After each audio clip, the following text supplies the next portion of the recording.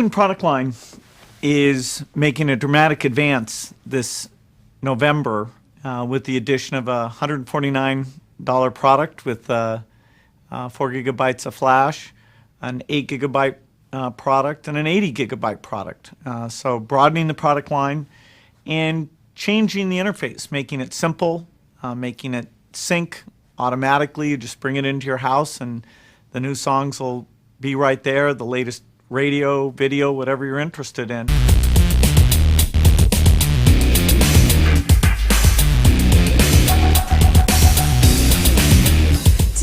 We are at the headquarters of Zune, and this is Cesar Menendez from the Zune team. And Cesar, as the world knows, you guys made some pretty big announcements about Zune and the future of Zune just yesterday. So why don't you recap for those people out there who haven't actually read and checked up on Zune.net? Sure. So a few things. We expanded the Zune device family.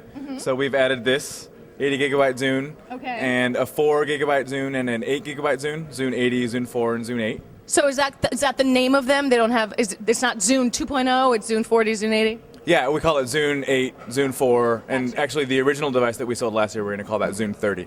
Okay. And then Zune 80. So corresponds to gigabytes. Yeah. Logical. And so we added some cool things into the devices. We can get into that a little bit more in detail. The other cool thing is that we rebuilt the Zune software, the way that you interface with Zune on your PC. It's just from the ground up. You meaning in terms of like the marketplace or the syncing?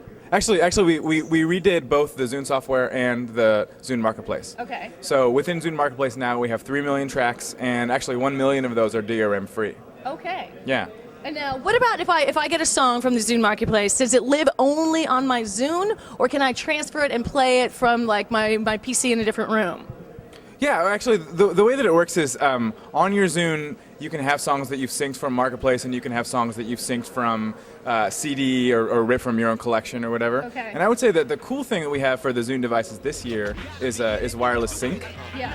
And so you can plug in your Zune to your sort of AV outlet at home, and it just connects in through your wireless network, and you just have an automatic sync. Oh, that's awesome. Now, what if there's more than one Zune in the household, which obviously every household should have? Yeah, so this year we've also expanded the wireless capabilities of send.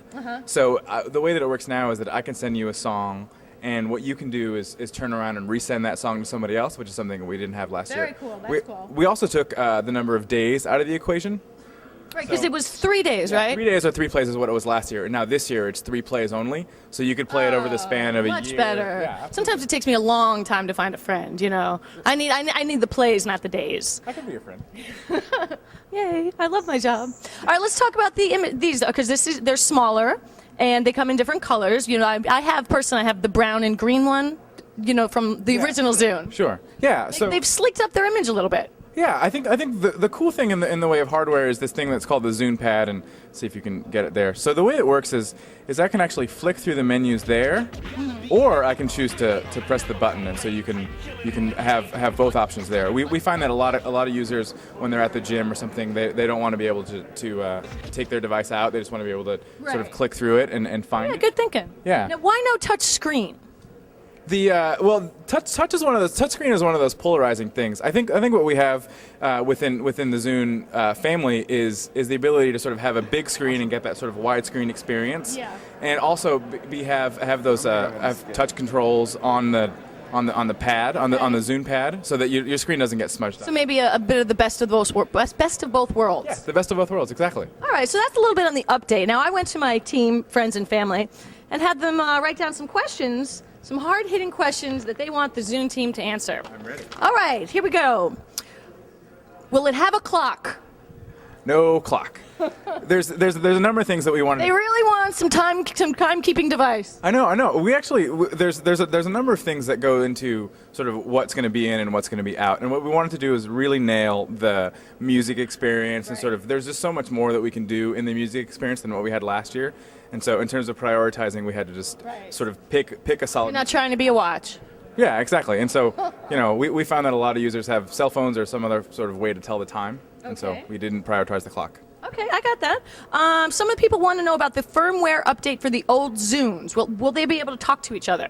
Oh yeah, that's a really good question. So actually, all Zune within the Zune family, so whether that's Zune 30 or Zune 80 or Zune 4 or Zune 8, will get the same firmware.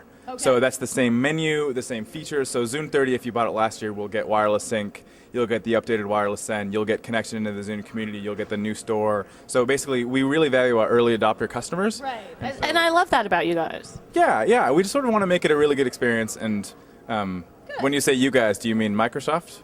Oh, I mean Zune. Oh, awesome. Okay. Yes, I'm a big fan. Us guys would be Microsoft. You guys would be Zune. In a nod to the inherently social nature of music, Zune Social will eventually enable its members to place the Zune card on today's most popular social networking sites, where it will continually update automatically and show off what its owners are listening to. Can you explain a little bit more about how that's going to work?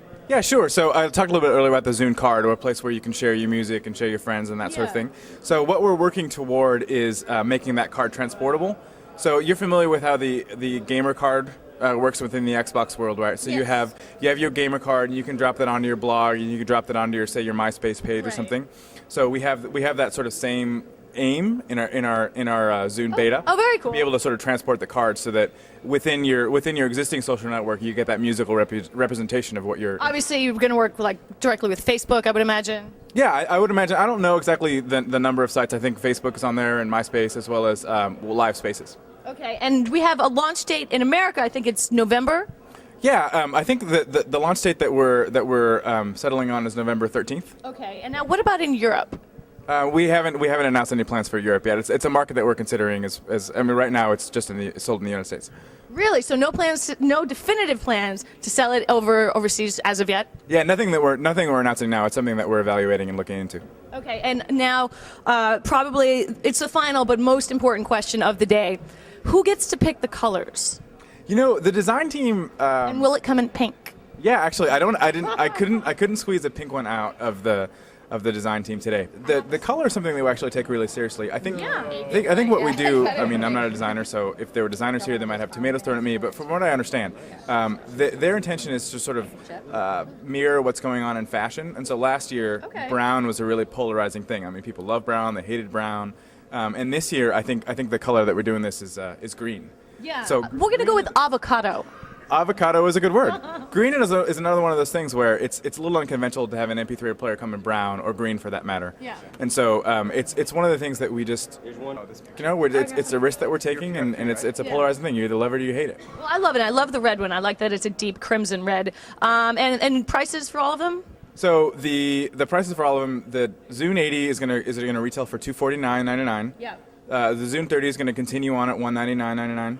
And Zune 4 is going to retail for $149.99, and Zune 8 is going to retail for $199. All right. Well, thank you very much. You're a wealth of information, and hopefully we've answered some of your questions. And if not, Zune.net, right? Yeah, Zune.net or my blog, which is ZuneInsider.com. There it is. Thank you.